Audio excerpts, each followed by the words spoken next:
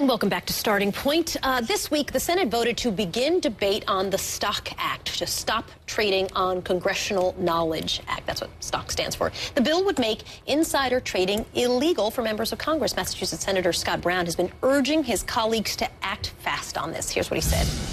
Members of Congress have to live by the same laws as everybody else, and members of Congress have access to all kinds of sensitive information, and it has to be clear that we're using that information to serve and do what we do best for the American people, not to make a personal profit, and that's a big distinction. Peter Schweitzer is the author of Throw Them All Out. He says insider trading is a bigger problem than you might think, and he joins us this morning. Nice to have you. So there are 435 members in the House, so total 535 in Congress overall. How many of them are making money this way off this, really, the stock scheme? It's really hard to know, Soledad, because basically what you look at is you look at the fact that members of Congress often trade stocks in areas where they have responsibility. You have senators who are on the Senate Banking Committee, for example, who are trading bank stock.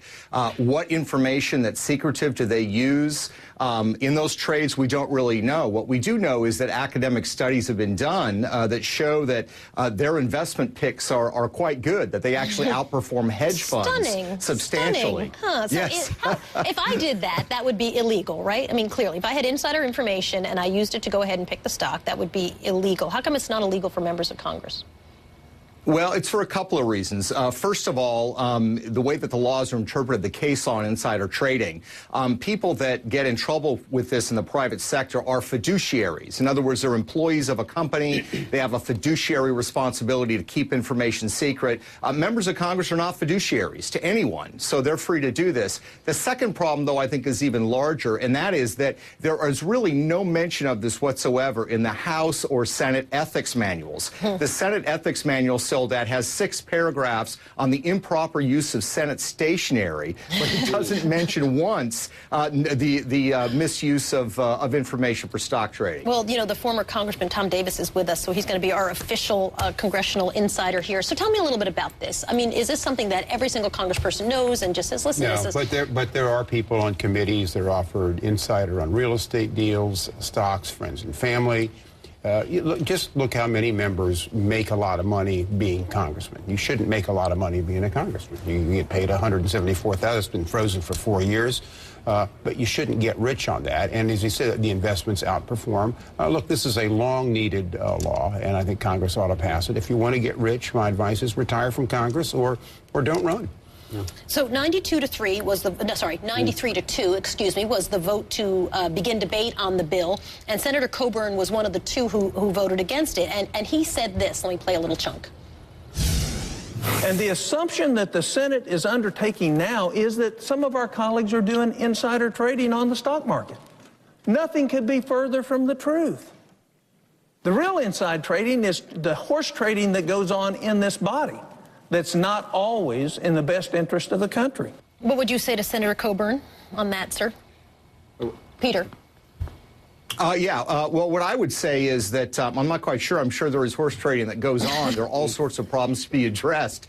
But there's no question. I mean, if you are a member of the Senate or the House and you're on a committee that, say, oversees health care, you have conversations with Medicare and Medicaid officials, and you find out whether certain drugs are going to be reimbursed or not reimbursed. That can affect stock valuations by 20–25%. And if you are free to trade on that information and you only have to disclose once a year stock transactions, it's very tempting, and they often do trade on that kind of information. And I think it's better to just make it very clear in the legal code that this is not allowed to take place. Peter, Ron Brownstein, I think you've clearly identified an important problem, and it's remarkable the speed at which people are responding. On the other hand, do you think it is fair to say that most people are going into Congress because they are hoping to get rich? I mean, there are a lot of problems with Congress, but it would seem that there are better ways, if your goal is to pile up a lot of money, than to go into the House or Senate. Play the lottery would be one. Well, I think what's happened is over the last 40 years or so, you know, it used to be you had to make a choice. But if you look at a lot of people that have come into Congress and have left after 15, 20 years, they did good, but they also did very well. So you're increasingly not having to make that choice. There's academic studies that show that members of Congress accumulate wealth 150% faster than equivalent Americans in the private sector. So there's just no question that it's going on. I'm not saying it's certainly everybody, but I think there are a substantial number of cases of people who come in of relatively modest means, and after 15 years, they're leaving worth $5 or $6 million, and they didn't win the lottery, and they didn't have a rich uncle that died. Peter Schweitzer wrote, "Throw them all out." Thanks for being with us this morning. Appreciate it. It's interesting how he says those statistics are really, at the end of the day, what people look at and say, something's going on.